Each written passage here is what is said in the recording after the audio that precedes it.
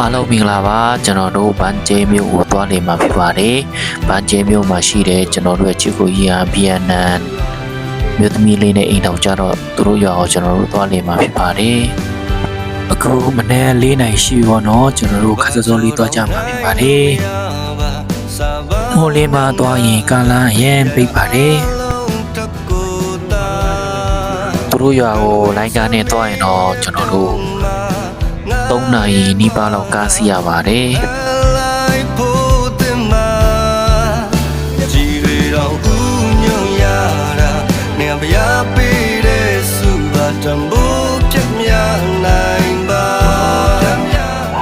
ကျွန်တော်တို့အောက်အမှန်ရှိတဲ့ဦးလေးကိုကျွန်တော်တို့ဝင်ခေါ်နေတာပါ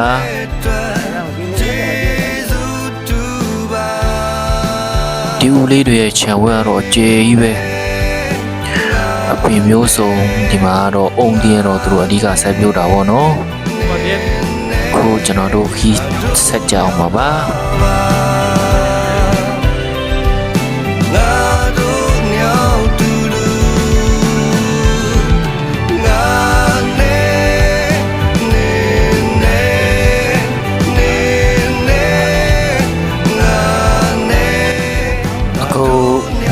မြို့မှာကျွန်တော်တို့မနေ့စာစားမှာပေါ့နော်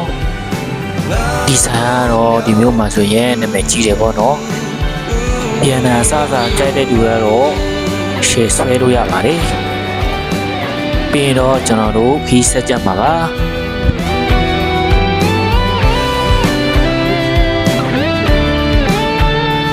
ဟိုရှိကလက်မြင်နေရတာတော့မဲခေါင်ပြည်ကိုဖြတ်ပြီးတော့တိဆောက်ထားတဲ့မဲခေါင်တရားပဲဖြစ်ပါတယ်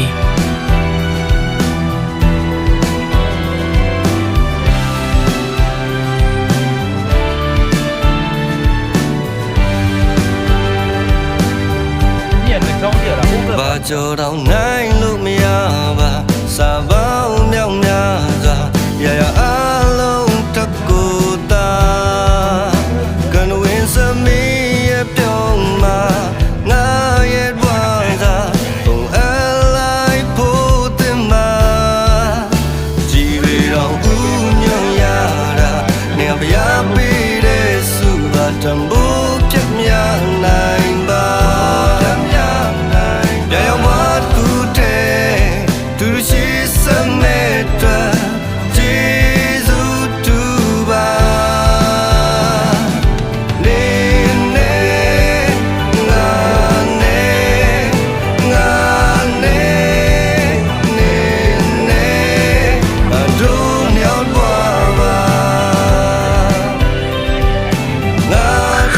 ဒီတရားကိုကြော်ပြရင်တော့ဒါပန်းကျဲမျိုးဝင်ဖြစ်သွားပြီပေါ့နော်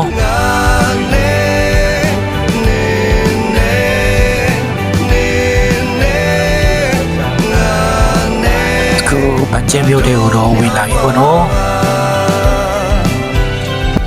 မြို့တဲကနေကိုရဲတို့ရဲ့ရွာကိုကျွန်တော်တို့ကားနဲ့နိုင်ရွယ်တော့သွားရတယ်ပေါ့နော်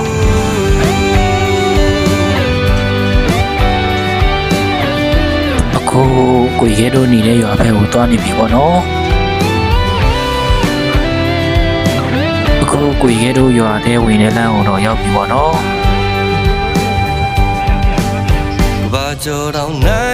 ပုံပင်တွေအများကြီးရှိပေမဲ့ရာသီဥတုကတော့နည်းနည်းပိုတဲ့အနေအထားမှာရှိပါတယ်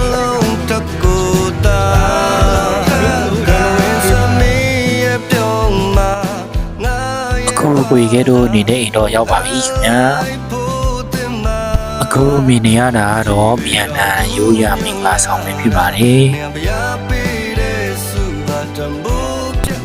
အခုမြင်တွေ့နေရတာကတော့သတို့သားကသတို့သမီးကိုလာကြိုဆိုနေတာပဲဖြစ်ပါတယ်ဒီမှာမင်္ဂလာဆောင်တာကတော့နနေရမင်္ဂလာဆောင်ရပါတယ်မနေ့ကတော့သတို့သမီးအိမ်မှာမင်္ဂလာဆောင်ပြီးတော့ဒီနေ့ကျတော့သတို့သားအိမ်မှာမင်္ဂလာဆောင်ရမှာဖြစ်ပါတယ်အဲဒါကြောင့်အခုကသတို့သားကသတို့သမီးကိုလာကြိုဆိုရတာပဲဖြစ်ပါတယ်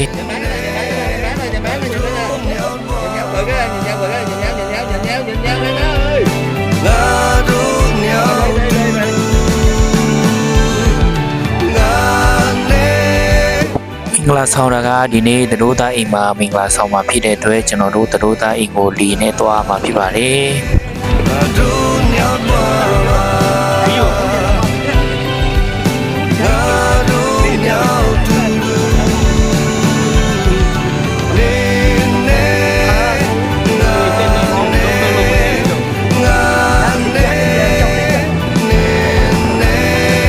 သားအိမ်ကိုတော်တော်လေးတော့သွားရပါတယ်ကျွန်တော်တို့15မိနစ်10မိနစ်20လောက်သွားရပါတယ်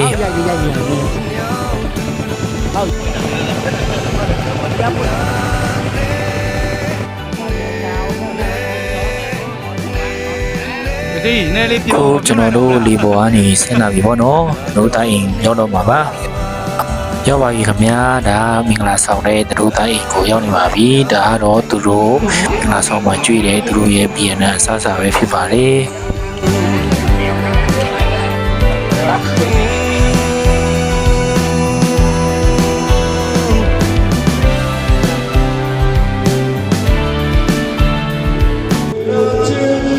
ကျွန်တော်တို့ချစ်ကိုကြီးလည်းမြန်မာတချင်းလေးနဲ့ဖြောပြအခမ်းတော့ပါလေ